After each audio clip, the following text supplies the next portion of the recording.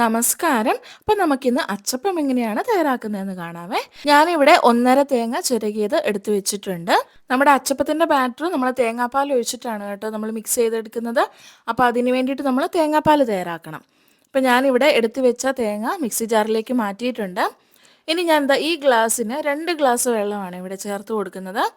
വെള്ളം ഇത്ര തന്നെ ഉപയോഗിക്കണമെന്ന് നിർബന്ധമൊന്നുമില്ല. നമുക്ക് തേങ്ങാപ്പാൽ എത്രയാണ് ആവശ്യമുള്ളത് അതിനനുസരിച്ചുള്ള വെള്ളം ചേർത്ത് കൊടുക്കാം. നമ്മുടെ ബാറ്ററി ലൂസാക്കി എടുക്കുന്നത് നമ്മുടെ തേങ്ങാപ്പാൽ ഉപയോഗിച്ചിട്ടാണ്. അപ്പോൾ അതിനനുസരിച്ചുള്ള തേങ്ങാപ്പാൽ വേണം. അപ്പോൾ ഞാനിവിടെ തേങ്ങാപ്പാൽ റെഡിയാക്കി വെച്ചിട്ടുണ്ട്. ഇനി നമുക്കിതിലേക്ക് വേണ്ടിയിട്ടുള്ള ഡ്രൈ ഇൻഗ്രീഡിയൻസ് ഒന്ന് ചേർത്ത് കൊടുക്കാമേ. ഞാനിവിടെ 2 കപ്പ് മൈദയും 1 കപ്പ് അരിപ്പൊടിയാണ് ചേർത്ത് കൊടുക്കുന്നത്. അരിപ്പൊടി കൂടുതൽ ചേർക്കുന്നവരും ഉണ്ട്. ഞങ്ങൾ ഇങ്ങനെയാണ് തയ്യാറാക്കുന്നത്. അപ്പോൾ ഇങ്ങനെ ചെയ്യുമ്പോൾ നല്ലൊരു ടേസ്റ്റാണ്. ഒരുപാടങ്ങ് ക്രിസ്പി ആയി പോകത്തുമില്ല. അപ്പോൾ ഇനി ഇതിലേക്ക് ഞാൻ 1 സ്പൂണ് ജീരകവും അതേപോലെ 1 സ്പൂണ് കറുത്ത എള്ളുമാണ് ചേർത്ത് കൊടുക്കുന്നത്. ഇനി ഞാനതവിടെ മാറ്റി വെച്ചിട്ടുണ്ട്. ഇനി നമുക്കിതിലേക്ക് 3 മുട്ടയുടെ വെള്ളയാണ് ചേർത്ത് കൊടുക്കുന്നത്. മുട്ടയുടെ മഞ്ഞയും ചേർത്ത് കൊടുക്കാം. മഞ്ഞ ചേർത്ത് കൊടുത്താൽ പെട്ടെന്ന് തന്നെ വങ്ങിപ്പോകും. അതുകൊണ്ട് തന്നെ ഞാനിവിടെ മുട്ടയുടെ വെള്ള മാത്രമേ ഉപയോഗിക്കുന്നുള്ളൂ. ഇനി ഇതിലേക്ക് ആവശ്യത്തിനുള്ള പഞ്ചസാരയാണ് ചേർത്ത് കൊടുക്കുന്നത്. ഞാനിവിടെ ഈ അളവിന് 1/2 കപ്പ് പഞ്ചസാരയാണ് ചേർത്ത് കൊടുക്കുന്നത്. ഇനി ഇത് നല്ല രീതിക്കൊന്ന് ബീറ്റ് ചെയ്ത് കൊടുക്കാം. ബീറ്റ് ചെയ്ത് കൊടുക്കണമെന്ന് ഒരു നിർബന്ധമില്ല. സ്പൂൺ വെച്ച് മിക്സ് ചെയ്ത് കൊടുത്താലും മതി. അപ്പോൾ പെട്ടെന്നൊന്ന് മിക്സ് ചെയ്ത് കിട്ടാനാണ് ഞാൻ ബീറ്റർ ഉപയോഗിച്ചത്. ഇനി ഞാൻ ഇതിലേക്ക് അല്പം വാനില എസൻസും കൂടെ ഒന്ന് ചേർത്ത് കൊടുക്കുന്നുണ്ട്. നമ്മുടെ മുട്ടയുടെ ആ ഒരു സ്മെല്ലൊക്കെ ഒന്ന് മാറി കിട്ടാനാണ് വാനില എസൻസ് ചേർത്ത് കൊടുക്കുന്നത്. ഇതും ഓപ്ഷണലാണ്, വേണമെങ്കിൽ മാത്രം ചെയ്യാം. അപ്പോൾ ഞാൻ ഇവിടെ നമ്മുടെ ഡ്രൈ ഇൻഗ്രീഡിയൻസിലേക്ക് കുറച്ച് ഉപ്പും കൂടെ ചേർത്ത് കൊടുത്ത് ഇനി നമ്മൾ നേരത്തെ തയ്യാറാക്കി വെച്ച മുട്ടയുടെ മിക്സില്ലേ, അതാണ് ഇതിലേക്ക് ഞാൻ ചേർത്ത് കൊടുക്കുന്നത്.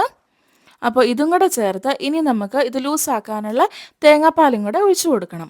അപ്പോൾ തേങ്ങാപ്പാൽ ചേർക്കുമ്പം കുറച്ചായിട്ട് ചേർത്ത് കൊടുത്ത് നന്നായിട്ടൊന്ന് മിക്സ് ചെയ്ത് കൊടുക്കണേ. അപ്പോൾ മിക്സ് ചെയ്യുമ്പോൾ നമുക്ക് മനസ്സിലാവും എത്ര തേങ്ങാപ്പാലാണ് ആവശ്യമുള്ളതെന്ന്. അപ്പോൾ അത് കുറച്ചായിട്ട് ചേർത്ത് നമ്മുടെ ആവശ്യത്തിനുള്ള കൺസിസ്റ്റൻസിയിൽ ഇതൊന്ന് മിക്സ് ചെയ്തെടുക്കുക. മിക്സ് ചെയ്യുമ്പോൾ നമുക്ക് പഞ്ചസാരയൊക്കെ ഇനി വേണമെന്ന് തീരുമാനിക്കാവേ. മധുരം ഇല്ലാന്നുണ്ടെങ്കിൽ അല്പം കൂടെ ചേർത്ത് കൊടുക്കാം. ഈ അളവിന് ഇത് കറക്റ്റ് പഞ്ചസാരയായിരുന്നു. ഇപ്പം ഞാൻ ഇവിടെ ബാറ്റർ തയ്യാറാക്കി വെച്ചിട്ടുണ്ട്. അപ്പോൾ ഒരുപാട് ലൂസും അല്ല എന്നാൽ ഒരുപാട് ടൈറ്റും അല്ലാത്ത ഒരു കൺസിസ്റ്റൻസിയാണ്. അപ്പോൾ ഈ അളവിൽ വേണം നമുക്ക് നമ്മുടെ ബാറ്റർ തയ്യാറാക്കി എടുക്കാനായിട്ട്. ഈ സമയം കൊണ്ട് നമ്മുടെ ഓയിൽ ചൂടാക്കി അതിലേക്ക് നമ്മുടെ അച്ചിട്ട് വെച്ച് കൊടുക്കണേ. അപ്പോൾ ഇത് നല്ലതായിട്ട് ചൂടാവുന്നിടം വരെ അച്ച് അതിൽ തന്നെ വെച്ചതിന് ശേഷം നമ്മുടെ മാവിലേക്ക് മുക്കി എണ്ണയിലിട്ട് അതിങ്ങനെ ഒന്ന് ഷേക്ക് ചെയ്ത് കൊടുക്കണേ. അപ്പോൾ അത് തന്നെ ഇളകിപ്പോരും. അപ്പോൾ ഇനി ഇത് തിരിച്ചു മറിച്ചു വിട്ട് ഒന്ന് വറുത്ത് പോരണം. അപ്പോൾ ഇവിടെ നമ്മുടെ ആദ്യത്തെ അച്ചപ്പം റെഡിയായി കിട്ടിയിട്ടുണ്ട്. ഇനി ഞാനിത് ഇങ്ങനെ കോരിയെടുക്കുവാണ്.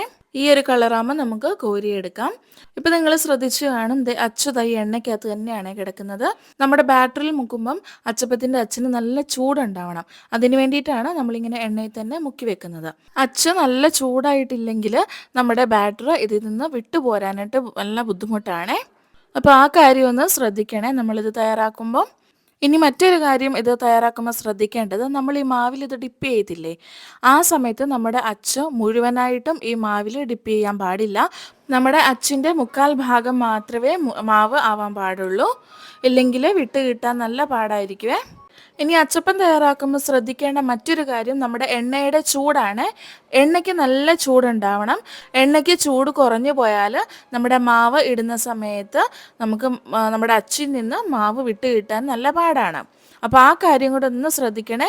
ഇനി നമ്മുടെ എണ്ണയ്ക്ക് ചൂട് കൂടിയത് കൊണ്ട് അച്ചപ്പം പെട്ടെന്ന് തന്നെ കരിഞ്ഞു പോവുമോ അങ്ങനെ എന്തെങ്കിലും സംഭവിക്കുകയാണെങ്കിൽ തീ ഒന്ന് കുറച്ചിടാം.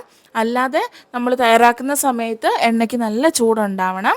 അപ്പോൾ ഞാൻ അടുത്ത ബാച്ച് അച്ചപ്പവും ഇങ്ങനെ തന്നെ തയ്യാറാക്കി എടുത്തിട്ടുണ്ട്. അപ്പോൾ ഇങ്ങനെ നമ്മുടെ ബാക്കിയിരിക്കുന്ന മാവ് കൊണ്ട് ബാക്കി അച്ചപ്പവും കൂടെ ഒന്ന് തയ്യാറാക്കി എടുക്കാം.